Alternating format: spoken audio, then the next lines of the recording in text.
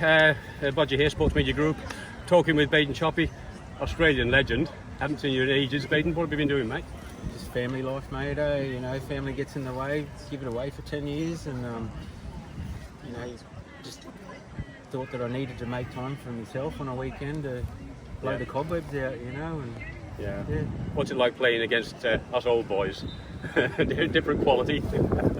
Well, yeah, but I'm thinking actually this is probably the direction that I'm heading. You know, we're all getting older and that, and it's hard to keep up with these young guys. You know, like I'm playing Div 2 again this year, and great against you know, there's guys as young as 16, 17, you know, 30-year-olds. They're just so fast. They've got good skill, good pace, yeah. And you know, not being disrespectful to myself, but you know, as the age comes in, we're getting obviously slower and putting on a few kilos.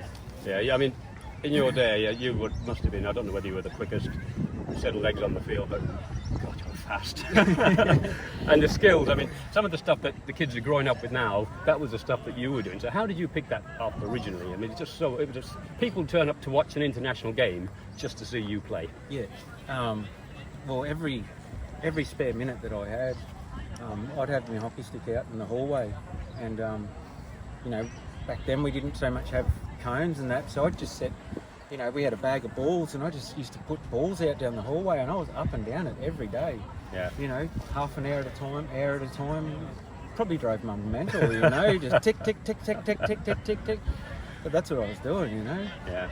When you were selected for Australia the first time, how did you feel? Well, I'll give you the long story of it. It was really confusing because like I was living up in Townsville, and I've come home. I was actually out motorbike riding that afternoon. I've come home, and there's TV looking for me, there's radio looking for me, and the newspaper looking for me. Oh, and okay, there's a clue. And Darren Fowler's thinking, what's he done now, you know? And yeah, it wasn't until because I actually haven't received a phone call from Frank until after. So I don't know how the media got a hold of the news before I actually did, but yeah, that's how it happened. Yeah, it was one of the, I guess, best moments ever for a young person, you know, to be selected to represent the country. Yeah, and your kids, you teach them hockey? Are they hockey players, are they? Interested at all? No, my kids are actually interested in rugby league. Yeah. Yeah, I've got little... Probably more money in there. Well, not probably, there definitely is. But, you know, like I've got a little 6-year-old boy. Don't get me wrong, I love him to bits, but he's not the best listener. Okay. And so I just find it hard to let him loose with a hockey stick. And, you know, because like I've done a fair bit of coaching over the years at schools and stuff like that. You know, I only want to teach kids who want to listen, because, you know, if all it takes is one little instance and someone's had their teeth smashed out, and I don't want my son to be on the receiving end or the giving end of that. That's so fair. We just put him in a sport, and he loves rugby league. So so we'll look out for him in future years. He's built for it too, so he's not built like myself. Well, we'll look out for him in future years.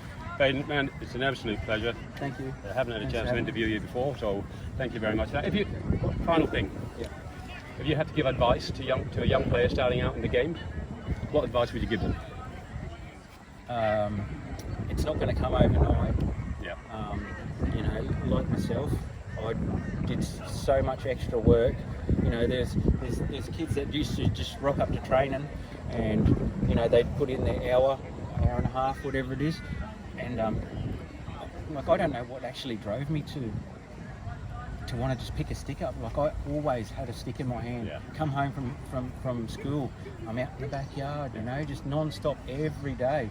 And you know, it's not a sport where you know, where you can make a living out of it. No. It was just something that I wanted to do for some reason. I don't know why, but we're attracted to it. There's something very odd about this game. I can tell you. Yeah, it's just so much fun. One of the great things that we're finding now in latter years is there's longevity.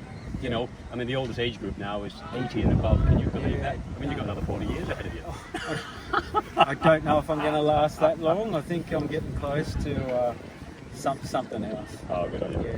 Great, thanks again. And credit to our cameraman, Stephen Hoodie. Good on you. Thanks. Thank you.